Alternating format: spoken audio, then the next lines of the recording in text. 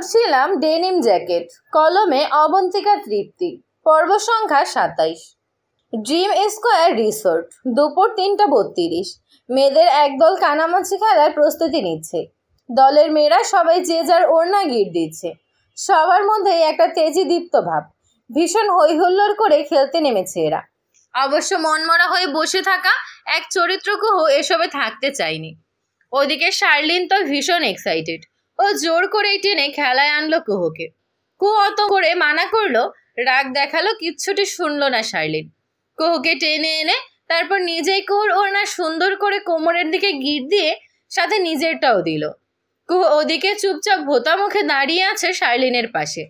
সবার সামনে scene create করতে পারছে না, না হলে এই শার্লিন আজ ওর হাতে অবশ্যই একটা চড় খেত। মেয়েরা কাব্যের ঢাকা থেকে বাসে করে বয়ে আনা স্পিকারে লাউড ভলিউমে গান চালিয়ে দিয়েছে। গানের তালে খেলাটা ভালো জমবে এইবার। গান চলছে স্পিকারে, ওরে বাংলাদেশের মেয়েরে তুই হেইলা দুইলা নাচ। চোর হয়েছে সবার আগে দীপ্তি। রোল 101। ওর চোখ ওড়নায় বেঁধে দেওয়া হলো। দীপ্তি খুঁজছে হাতিয়ে হাতিয়ে সবাইকে। সবাই এদিক ওদিক দৌড়াচ্ছে আর খিলখিল করে হাসছে। কেউ কেউ দীপ্তিকে ইচ্ছে করে ছুঁয়ে দিচ্ছে, চেতিয়ে দিচ্ছে ওকে। দীপ্তি রেগে মেগে তখন আবারও ওদিকে ছুটে যাচ্ছে। খেলতে খেলতে কুহু কেমন যেন মিশে গেল ওদের সঙ্গে। ও হেসে হেসে দীপ্তির থেকে দূরে দূরে দৌড়াচ্ছে। ওর খোলা চুল উড়ছে দমকা হাওয়াতে। ঠোঁটে বহুদিন পর মিষ্টি এক হাসি ঝুলছে। ঠিক কতদিন পর হাসলো কুহু, কুহু হয়তো বা নিজেও জানে না। শার্লিন খেলতে খেলতে অপলক কুহুকেই সেই কখন থেকে দেখছে। বহুদিন পর, যেন বহু বছর পরে ওর হাসি দেখেছে। এতে যেন শার্লিনের বুকের ভার অনেকাংশেই কমে গেছে। কুহুর ঠোঁটের হাসি ছড়িয়ে পড়েছে স্বভাবসুলভ শার্লিনের ঠোঁটেও। শার্লিন মৃদু হেসে এবার চেঁচিয়ে দীপ্তিকে বলে উঠল, দীপ্তি, তোর ডান পাশেই কুহু, ধর ওকে, ধর ধর। কুহু সেটা শুনেই চমকে উঠল যেন। শার্লিনের বলার সাথে সাথে সতর্ক হয়ে দৌড়ে পালাতে যাবে, তার আগেই দীপ্তি ছুটে এসে ওকে ধরে ফেলল। কুহুকে দীপ্তি জাপটে ধরে রেখেছে। কুহু ওদিকে হতবাক। দীপ্তি ওকে ধরে চোখ থেকে ওড়না খুলে কুহুর দিকে চেয়ে জোরে লাফিয়ে বলল, চোর চোর। কুহু চোর এবার। কুহু ভোতা মুখ নিয়ে শার্লিনের দিকে তাকালো। শার্লিনের ওসবে পাত্তাও পেল না। শার্লিন রাক্ষসের মতো হাসতে ব্যস্ত তখন। কুহুর হাসি দেখে গা পিত্তি অবধি যেন জ্বলে উঠল। নিজে টেনে এনে এই কাণ্ড করলো তো শার্লিন। কুহু শার্লিনের দিকে চেয়ে চিবিয়ে চিবিয়ে বলল, আমার নেক্সট টার্গেট তুই, শার্লিনের বাচ্চা। মনে রাখিস, এক মাঘে শীত যায় না। শার্লিন বুড়ো আঙুল দেখিয়ে হেসে বলল, দেখা যাবে, আগে তো ধর। কাব্য এদিক থেকেই যাচ্ছিল তখন। রাতের বারবিকিউ পার্টি করা হবে, সেই উপলক্ষে সব ম্যানেজমেন্টের হেড হচ্ছে কাব্য। তাই ও বলে দিচ্ছিল কিভাবে কি করতে হবে। ভীষণ ব্যস্ত মানব শাহরিয়ার সিদ্দিক কাব্যর পা হঠাৎই আচমকা থেমে গেল কারোর শার্লিনের বাচ্চা বলে গালি দেওয়াতে। কাব্য থামলো। কথা বলতে বলতে ঘাড় ঘুরিয়ে পাশে তাকালো। কুহু মুখটা বাংলার পাঁচের মতো করে আছে। ওর চোখে কাপড় বাঁধা হচ্ছে। কুহুর ওই গোলগাল রাগে মুখটা দেখে কেন যেন কাব্য নিঃশব্দে হেসে উঠল কপাল চুলকে। ওর পাশে একজন জুনিয়র কথা বলছিল। কাব্যকে হাসতে দেখে অবাক হলো হয়তোবা। ভাইয়া, আর ইউ ওকে? কাব্য চোখ সরালো। ঠোঁট ওভাবেই চাপা হাসি ঝুলিয়ে জুনিয়রকে বলল, ওই দিকটা ম্যানেজ করো, আই এম কামিং। জুনিয়র মাথা দুলিয়ে চলে গেল। যাবার আগে নিজেও একবার কুহুদের কানামাছি খেলার দিকে তাকালো। এই মেয়েদের দলের মধ্যেই নিশ্চয়ই বড় ভাইয়ের গার্লফ্রেন্ড আছে, তাই বোধহয় ওভাবে দেখছিল। ব্যাপারটা তো খতিয়ে দেখতে হচ্ছে। কাব্য ভাইয়ার গার্লফ্রেন্ড অর্থাৎ ভার্সিটির টপ নোচ নিউজ। এই নিউজ ও সবার আগে খুঁজে বের করবেই করবে। কুহুকে ঘুরিয়ে ঘুরিয়ে ছেড়ে দেওয়া হলো। এবার শুরু করলো হাতড়ে হাতড়ে চোর ধরার পালা। শার্লিন এদিক ওদিকে দৌড়ে কুহুকে চেঁচিয়ে ডাকছে। পরপর কুহুকে নিজের দিকে টেনে নিয়ে দ্রুত আবার সরে যাচ্ছে। তার জন্য কুহুর মেজাজ আরো খারাপ হচ্ছে। কুহু ইচ্ছে করে সবাইকে ছেড়ে শার্লিনের ডাকের দিকে ছুটছে। শার্লিনও এতে ভীষণ মজা নিচ্ছে। কুহু হাঁপিয়ে যাচ্ছে, তবুও ছুটছে। বাকিরাও কুহুকে চেঁচিয়ে চেঁচিয়ে চিয়ার্স করছে। কাব্য ওদের থেকে খানিক দূরে দাঁড়িয়ে কুহুর কানামাছি খেলা দেখছিল। কুহুকে পুরোপুরি এক বাচ্চা মেয়ে দেখাচ্ছে এখন, ঠিক এই খেলাতে। কুহু বহুদিন পর, আজ 1টা বছর পর হাসছে সদ্য ষোড়শে সেই কিশোরীর ন্যায় কুহু। কি সুন্দর করে হাসি খুশি খেলছে। কাব্য তাকিয়েই রইল অপলক। কেন যেন দু কদম এগিয়েও পিছিয়ে গেল, এগোতে পারল না। বরফ কুণ্ডের ন্যায় জমে উঠে গাছের সঙ্গে হেলান দিয়ে দাঁড়ালো। কুহুর অবাধ্য চুল বারবার চোখে নাকে পড়ছে। কুহু বিরক্ত হয়ে বারবার ফু দিয়ে সরিয়ে দিচ্ছে ওর চুল। কাব্য মাথা নিচু করে নিঃশব্দে হেসে উঠল সেটা দেখে। হাতের বদলে ফু, দৃশ্যটা ইন্টারেস্টিং। কাব্য আরাম করে এবার একটা গাছের সঙ্গে হেলান দিয়ে বুকে আড়াআড়ি হাত ভাঁজ করে কুহুর খেলা দেখায় মন দিয়েছে। আশপাশের খবর ওর আর মাথাতেও নেই। পুরো মাথাটা জুড়ে মস্তিষ্ক, হৃদয়, তন মনে শুধু কুহুই থেকে গেছে। আষ্টে পৃষ্ঠে জড়িয়ে রেখেছে ওকে যেন। তানিম পাশ দিয়ে যাচ্ছিল তখন। কাব্যকে এভাবে মৃদু হেসে আরাম করে গাছের সাথে হেলান দিয়ে দাঁড়িয়ে থাকতে দেখে তানিম কিছুক্ষণের জন্য থমকালো। কাব্য অমন মেয়েদের গ্রুপের দিকে চেয়ে থাকতে দেখে তানিম হঠাৎই ভ্রু কুচকালো। কি দেখছে কাব্য এত? ও কাব্যের চোখের ইশারা অনুযায়ী তাকালো সামনে। তারপরেই তানিমও বাঁকা হেসে উঠল। ও, কুহু এখানে? এই জন্যই জনাব এমন করে মন্ত্রমুগ্ধ হয়ে তাকিয়ে আছেন। বাহ! তানিম হাসলো। এবার পালা কাব্যকে নিয়ে মজা ওড়ানোর। তানিম এই সুযোগ কি কোনোদিন মিস করতে পারে? তানিম ধীরে ধীরে কাব্যের পাশে এসে দাঁড়িয়ে নিজেও গাছের সাথে হেলান দিয়ে কুহুর খেলা দেখতে লাগলো। কাব্যের চোখের দিকেও একবার তাকালো। এর পলক অব্দি পড়ছে না। হায় রে প্রেম, হায় রে দহন! দীর্ঘশ্বাস ফেলল তানিম। তারপর আবার সোজা হয়ে দাঁড়িয়ে কাব্যের কানের কাছে ফিসফিস করে শুনিয়ে শুনিয়ে বলতে লাগলো, কুহুকে অনেক সুইট লাগছে, তাই না? কাব্য কিছু বলল না, শুধু দীর্ঘশ্বাস ফেলল। চূড়ান্ত আবেগে দিশেহারার ন্যায় শোনালো ওর গলা, ইয়া, লাইকে রসগোল্লা। তানিম উত্তরের ধরন শুনেই কেসে উঠল। পরপর কাশতে কাশতে নিজেকে সামলে নিল। ভ্রু কুচকে বিরক্ত হয়ে একবার কাব্যকে দেখে বলল, কে বলবে এই নিরামিষ? আমার সামনেই কুহুকে নিয়ে এমন কমেন্ট, কিয়ামত আসার আলামত। জাগ্গে। পর মুহূর্তে নিজেকে সামলে তানিম কাব্যের কানের কাছে আবারও ফিসফিস করে বলল, কুহুর হাসি। কাব্য এবার কুহুর দিকে চেয়ে থাকতে থাকতে দিন দুলিয়া ভুলে বিড়বিড় করলো, মারাত্মক। তানিম এবার পেট ফেটে হাসি আসছে। ও হাসি চেপে রেখে কাব্যের কানের কাছে একটু জোরে আওয়াজ করে বলল, এই মায়াবী মুখের হাজবেন্ড যে হবে সেই ছেলেটা ভীষণ লাকি হবে, যেমন সিয়াম। ব্যাস, কাব্যের ধ্যান সম্পূর্ণ মুছে গেল। ও হঠাৎ আচমকা তীক্ষ্ণ চোখে তানিমের দিকে তাকালো। তানিম ভীষণ স্বাভাবিক চোখে কাব্যের শখে চেয়ে আছে। কাব্য মহাবিরক্তিতে চোখ মুখ কুচকে বেহাল দশা। ও তানিমের দিকে খেয়ে ফেলার মতো লুক দিয়ে বলল, সিরিয়াসলি সিয়াম? তানিম অবাক হওয়ার ভান করে বলল, কি সিরিয়াসলি? সত্যিই তো বললাম। সিয়াম না কুহুর বয়ফ্রেন্ড? কুহুর হাজবেন্ডও তো তাহলে ওই হবে, সায়েন্স তো তাই বলে। কাব্য তানিমের কাঁধে এবার হঠাৎ জোরে ওর হাতটা রাখলো। তানিমের মনে হলো ওর ঘাড়টাই বোধহয় ভেঙে যাবে। তানিম শুকনো হেসে ব্যথাতুর ভঙ্গিতে সরে যাওয়ার চেষ্টা করতেই কাব্য আরও শক্ত করে চেপে ধরে ওর ঘাড়টুকু দু হাতে শক্ত একটা চাপ দিতে দিতে চিবিয়ে চিবিয়ে বলল, সায়েন্স না?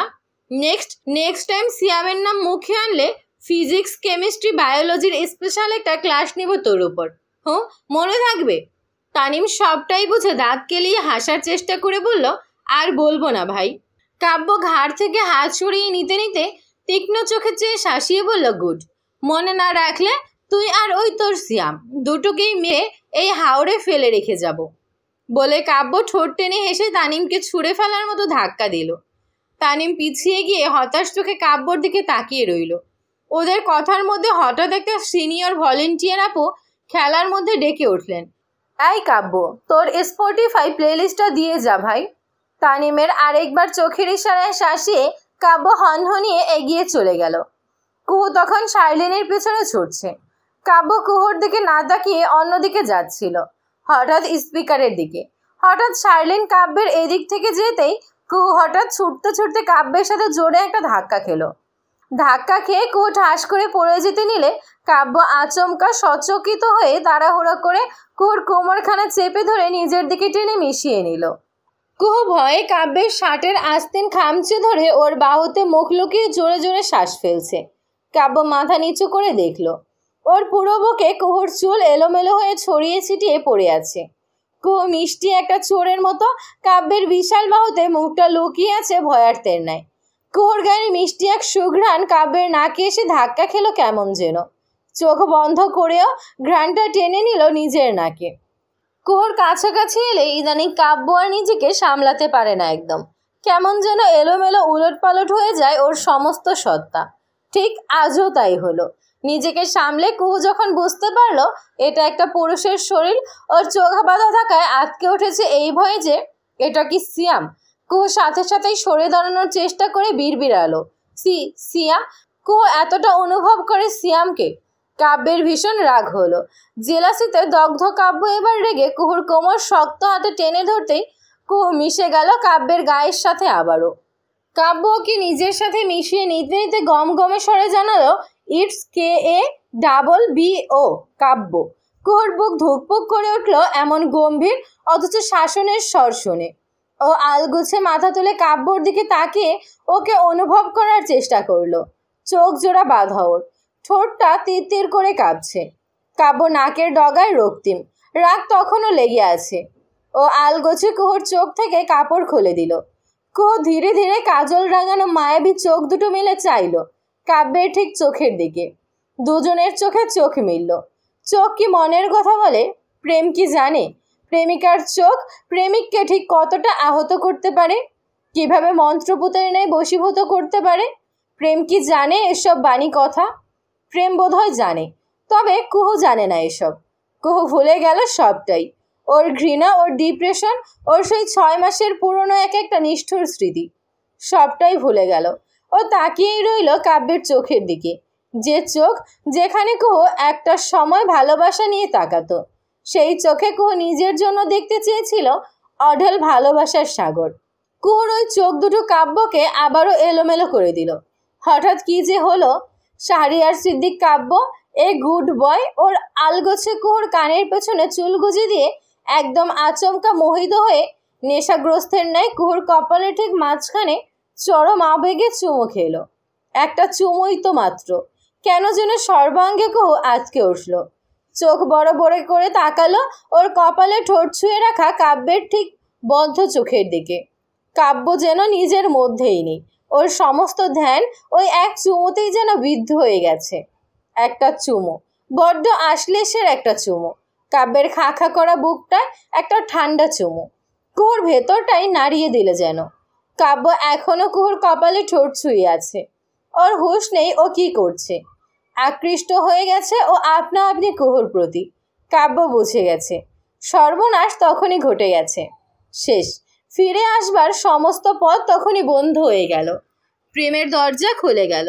ভালোবাসার টইটুম্বর করে ঢেউয়ের ন্যায় কাব্যের দিকে এগিয়ে এলো। কাব্য চরম আবেগে লুফিয়ে নিল ওদের। কিন্তু কুহু, ও বড্ড দেরি হয়ে গেল। শাহরিয়ার সিদ্দিক কাব্য, বড্ড দেরি। কুহু আচমকা অস্থির হয়ে চুমরত কাব্যকে এক ধাক্কা দিয়ে সরিয়ে দিল নিজের থেকে। কাব্য দুপা পিছিয়ে যেতে যেতে কুহুর দিকে অবাক হয়ে একবার তাকালো। কুহুর চোখে জল। কাব্য ওটা দেখলো। কুহু কি কাঁদছে? কাব্য চুমু খেয়ে ফেলেছে দেখেই কি কাঁদলো? এটা এটা কু করে ফেললো কাব্য? কুহু টলমলে চোখে জোরে জোরে শ্বাস ফেলতে ফেলতে কাব্যের চোখের দিকে একবার তাকালো না। মাথা নিচু করে কাব্যের হাত থেকে ওড়না জোর করে টেনে নিয়ে নিজের হাতে নিয়ে হঠাৎ দৌড়ে চলে গেল কাব্যের সামনে থেকে। কাব্য কুহুর যাওয়ার দিকে তখন অবাক চোখে চেয়ে। কুহু ওকে ধাক্কা দিয়েছে। কাব্য তো এটাই ভেবে পাচ্ছে না ওর আচমকা হয়েছিলটা কি। কুহু ওকে জড়িয়ে ধরার পর ওর এত অস্বস্তি লাগছিল কেন? কিসের কারণে? কুহু এতটা কাছে ছিল ওর, এতটা কাছে। ওর হার্ট সেটা আজ এত ফাস্ট বিট করছিল, এখনো করে যাচ্ছে।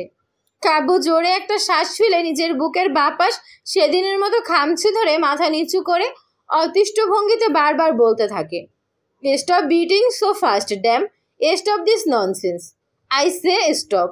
অদূরে শার্লেন দূর থেকে কাব্যের এসব দেখছিল। কাব্যের আজকের কুহুর প্রতি নজর, আজকে চুমো খাওয়ার ব্যাপারটা ওর একটুও সুবিধার লাগে না। কাব্য ভাই কি কুহুকে ভালোবেসে ফেলেছেন? এটা কি ওর ভ্রম নাকি সত্যি? কাব্য ভাই এতটা অস্থির, এটা কি প্রেম নাকি সবটাই শার্লেনের বোঝার ভুল? কুহু কাঁপতে কাঁপতে দৌড়ে গেল হাওরের পাড়ে। সেখানে একটা গাছের নিচে হঠাৎ অসুস্থর ন্যায় বসে পড়ল। কুহু নিজের মধ্যেই নেই। ওর চোখে বারবার বারবার ভেসে উঠছে কাব্য ভাইয়ের চুমো খাওয়া। ওর ওড়নাটা শক্ত করে নিজের বুকের সাথে চেপে ধরে থমভঙ্গিতে বসে থাকলো অনেকক্ষণ। হাওরের পানির দিকে অপলক চোখে চেয়ে হঠাৎ কপালে ধীরে ধীরে কেন যেন নিজের আঙুলগুলো স্পর্শ করলো। কাব্য ভাই ওকে সত্যি চুমো খেয়েছেন আজ ওর কপালে। কাব্য ভাইয়ের ঠোঁটের স্পর্শ আর ভাবতে পারল না কুহু। চোখ খিচে নিল। না না, সবটাই স্বপ্ন ছিল আমার। এসব এসব কিছুই হয়নি, কিচ্ছু না। পরপর কুহু বিড়বিড় করে বলে, না এটা সত্যি। কিন্তু কেন কেন খেলেন ওই চুমো কাব্য ভাই? কুহু আবার কেন দুর্বল করে দিচ্ছেন সে? উনি ইচ্ছে করে কুহুকে শাস্তি দিচ্ছেন, তাই না? তারপর দুজন মিলে আবারও কুহুকে দুমড়ে মুচড়ে দিয়ে হাসির পাত্র বানিয়ে হাসবেন একে অন্যের সাথে। এই একটা চুমো কাব্য ভাইয়ের কাছে আসা সামান্য একটা শারীরিক স্পর্শ হতে পারে, কিন্তু কুহুর কাছে তা নয় একদমই। কিন্তু কুহুর মন জানে এই একটা চুমু কুহু এক জীবনে কখনো ভুলতেই পারবে না। কিভাবে নিষ্ঠুরভাবে কোনো অধিকারবিহীন গেঁথে দিলেন কাব্য ভাই একটা বিশেষ স্মৃতি ওর হৃদয়ে। এতটা নিষ্ঠুর, এতটা স্বার্থপর উনি। কুহু ভাবতে ভাবতে হঠাৎ কেমন যেন উন্মাদ হয়ে উঠল। ওড়নার অগ্রভাগ দিয়ে কপালের ওই অংশ ঘষতে শুরু করলো। সাথে সাথে পাগলের মতো বিড়বিড় করতে লাগলো, লাগবে না এই চুমো আমার, মুছে যা, প্লিজ মুছে যা। কাব্য ভাই এভাবে তোকে দুর্বল করে আবার ভাঙতে চাইছেন কুহু, তুই দিবি না সেটা করতে। মুছে ফেল সব স্পর্শের দাগ। কিচ্ছু হয়নি, একটা ছুটে কারোর হৃদয় ভাঙে না কুহু। তুই কিচ্ছু হয়নি, কিচ্ছু না, কিছু। কুহু কপাল ডলতে ডলতে হঠাৎ হু হু করে কেঁদে উঠল। অসহায়ের মতো সম্পূর্ণ শরীর ছেড়ে দিয়ে ঘাড় হালকা কাত করে চূড়ান্ত ভাঙর গলায় বলে উঠল, এটা এটা আপনি কি করে ফেললেন কাব্য ভাই? কুহু হাঁটুর মধ্যে মুখটা গুজে কাঁদছিল পাগলের মতো। হঠাৎ একটা হাত কুহুর কাঁধে স্পর্শ করতেই কুহু ধীরে ধীরে কান্না ভেজা মুখটা তুলে তাকালো পাশে। শার্লিন ভীষণ স্বাভাবিক মুখভঙ্গি নিয়ে কুহুর দিকে তাকিয়ে আছে। কুহু শার্লিনকে দেখেই ঠিক এতক্ষণে ভাঙতে পারলো বুঝি ভালো করে। ও আচমকা দুহাতে শার্লিনকে জড়িয়ে ধরে ঘাড়ে মুখ গুজল। তারপরেই জোরে কেঁদে উঠল। শার্লিনের সাথে সাথেই দ্রুত আগলে নিল কুহুকে। ওর পিঠে হাত বুলিয়ে কিছু একটা ভাবছে শার্লিন। কুহু কাঁদতে কাঁদতে বলল, কাব্য ভাইকে আমি কোনোদিন ভুলতেই পারছি না শার্লিন, উনিও জানেন সেটা। তারপরেও জেনেও কেন আমার এতটা কাছে আসেন? আমি সামলাতে পারি না বারবার নিজেকে। কেন করেন উনি এসব শার্লিন? কেন? কিসের অন্যায়ের শাস্তি উনি আমাকে দিচ্ছেন শার্লিন? আমি একটু ভালো থাকতে চাই শার্লিন, কেন পারছি না আমি ভালো থাকতে? কেন কেন? কুহু কেঁদে কেঁদে কেঁপে উঠছে। ওর পিঠে হাত বোলাতে বোলাতে শার্লিন হঠাৎ বলে উঠল, কাব্য ভাই বোধহয় তোকে ভালোবাসেন কুহু। এই কথাতেই কুহুর কান্না থেমে গেল আচমকা। ও মাথা তুলে শার্লিনকে ছেড়ে মুখের দিকে তাকালো। কিছু বুঝতে না পেরে অবাক হয়ে বলল, মানে? শার্লিন কিছুটা ভাবুক গলায় বলল, জানি না, তবে আমার এই মুহূর্তে ফিলিংস হচ্ছে যে কাব্য ভাই লাভস ইউ। জানি না এটা কতটুকু সত্য, যতক্ষণ না উনি মুখে স্বীকার করছেন। কেউ তাকিয়ে রইল চূড়ান্ত হতবাক হয়ে। পরপর ও চূড়ান্ত বিতৃষ্ণায় মুখটা ঘুরিয়ে বলল, কখনো সম্ভব না এটা। উনি নিজে বলেছিলেন। মানুষ বদলায় কুহু, তার ফিলিংসও বদলায়। শার্লিন কুহুকে থামিয়ে দিয়ে বলে উঠল। কুহু আবারও তাকালো শার্লিনের দিকে। ওর চোখে এখনো অবিশ্বাস। শার্লিন বোধহয় বুঝতে পারল সেটা। ও এবার কুহুর পাশে গাছের নিচে বসলো। তারপর আরাম করে একটা করে পাথর হাওড়ে ফেলতে ফেলতে বলে গেল, তুই ওইখানে কাব্য ভাইয়ের সাথে ছিলি, আমিও ছিলাম তোর ওই পাশে। আমি দেখেছি কুহু, জানি না বিশ্বাস করবি কি না। কাব্য ভাইয়ের তাকানো, ইট ওয়াজ ডিফারেন্ট ইয়ার। কেমন যেন অন্যরকম চোখে তোর দিকে তাকিয়েছিলেন। তোর মুখ, তোর চুল হাত দিয়ে ধরা, তোর সব কিছু। উনি কেমনভাবে যেন সব মনে হচ্ছিল, ফিল করছিলেন। সামথিং ইজ রিয়েলি ফিশি কুহু। কুহু অবাক হয়ে শার্লিনের দিকে তাকিয়ে থাকলো। তারপর সাথে সাথেই নাকচ করে বলল, সম্ভবই না। এবার তুই আমাকে ইনফ্লুয়েন্স করছিস। তোর দেখার ভুল হবে, কারণ আমি জানি উনি কেমন। এটা আমাদের মধ্যে এসব পসিবল না। আর উর্মি আপু? শার্লিন নিজেও এবার চিন্তিত হয়ে উত্তর দিল, এটাই তো আমার মাথায় ঢুকছে না। উর্মি আপু কাব্য ভাইয়ের গার্লফ্রেন্ড। তারপরেও যদি উনি তোকে ভালোবেসে ফেলেন, আমি বলবো উনি তোর যোগ্য না। কয়টা মেয়ে বদলানো লাগে ওনার। যদি এখন উর্মি আপুকে ছেড়ে তোর কাছে আসে, তোর জন্য ওনার ফিল আসতে পারে, এক সময় তুই পুরনো হয়ে গেলে ওনার অন্য কারোর জন্য ফিলিংস যদি চলে আসে। কুহু শুনলো চুপচাপ। আসলে কুহু 1 বছর আগের কাব্য আর এখনের কাব্যের সাথে কোনো মিল খুঁজে পায় না। 1 বছর আগের কাব্যের প্রতি ছিল কুহুর অগাধ বিশ্বাস ভরসা। শাইলিন এই কথা তখন বলে কুহু বলতো, কাব্য ভাই এতটাও খারাপ নয়। কিন্তু এখন যে মানুষটা কুহুর সাথে ঘটা ছোট থেকে ছোট বিষয় নিজের সাইকো টক্স গার্লফ্রেন্ডকে বলে দিতে পারে, তারপর দুজন মিলে কিনা নিজেরই আপন চাচাতো বোনের মানসিক সমস্যা ওর অনুভূতি নিয়ে মজা নিয়ে হাঁটতে পারে, আর যাই হোক সেই কাব্যকে এখন কুহু এক ফোঁটাও বিশ্বাস করে না। কুহু তাই না চাইতেও শাইলিনের কথা মাথায় নিয়ে নিল। কুহুকে চুপ করে থাকতে দেখে শাইলিন কুহুর মাথায় হাত বুলিয়ে দিল। কুহু তাকালো শাইলিনের দিকে। শাইলিন বলল, একবার মরা ভালো কুহু, সামলানো যায় নিজেকে। একই মানুষের হাতে বারবার মরা যায় না কুহু। তখনকার জখম কখনো কোনো কিছু দিয়ে আর ভরাট করা যায় না। আমি কাব্য ভাইকে অবজার্ভ করব, দেখি কি রেজাল্ট আসে। তুই আপাতত ট্যুর এনজয় কর। কুহু শাইলিনের দিকে তাকিয়ে রইল, তারপর আবার হাওরের দিকে তাকালো। বিকেল হয়ে যাচ্ছে, মাগরিবের আজান পড়বে কিছুক্ষণের মধ্যে। শাইলিন এবার গাছের নিচ থেকে উঠল, কুহুর দিকে হাত বাড়িয়ে দিয়ে বলল, উঠে আয়, মাগরিবের সময় বাইরে থাকা ঠিক হবে না। কুহু চুপচাপ শাইলিনের হাতটা চাপলো, উঠে এলো গাছের নিচ থেকে। চলে যেতে পা বাড়াতেই শুনতে পেল কেউ যেন পেছন থেকে ওকে ডাকলো। কুহু পেছন ফিরে একবার তাকিয়েও দেখলো, কেউ নেই। আবার সামনে তাকিয়ে চলে যাবে, মনে হলো আবারও কেউ যেন ডাকলো। কে সে?